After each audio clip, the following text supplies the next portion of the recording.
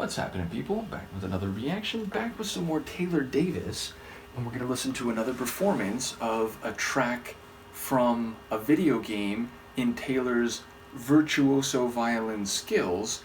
This one comes from her gaming fantasy album 2012, and indeed we're going to hear her perform Frog's theme from Chrono Trigger. Now, in this same batch, I reacted to Kairu's theme, which I believe is like the Japanese version of Frog's theme, and as I mentioned in that reaction, it's a bit different than the chronology of the tune, like the sequencing of the track in the North American version, where it's known as Frog's theme.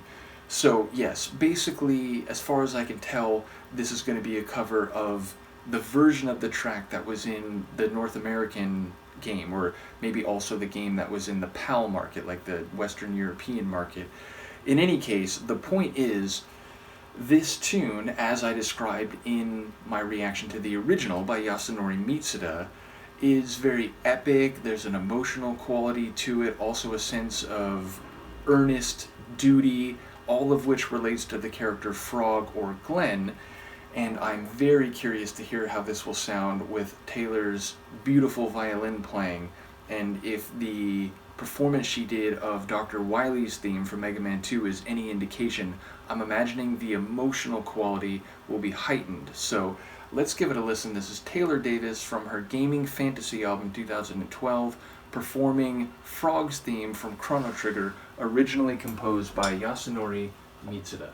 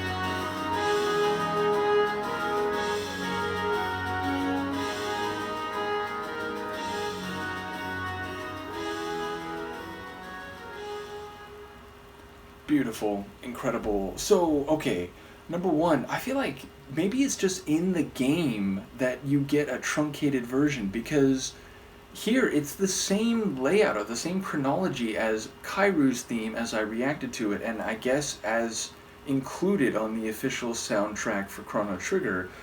But I swear in the game it cuts out that first part and the bridge, and it's just sort of the main sweet and emotional melody, though again with a sense of earnestness and duty. So yeah, I don't know, maybe it's just cut differently in the soundtrack than it is in the game. Nevertheless, it's beautiful, and I like how we get like a fuller version of it, and then it slightly shifts the backing arrangement, and then in the final iteration it's really just sort of minimal, the lead violin line and just a bit of accompaniment. But yes, it's elegant, it's beautiful. I'm so amazed. Like, number one, she's such a talented violin player, and the fact that she has made multiple video game-based albums with tracks, from games going back to the 80s and the 90s, and there's, some like Skyrim and games that are post-2000.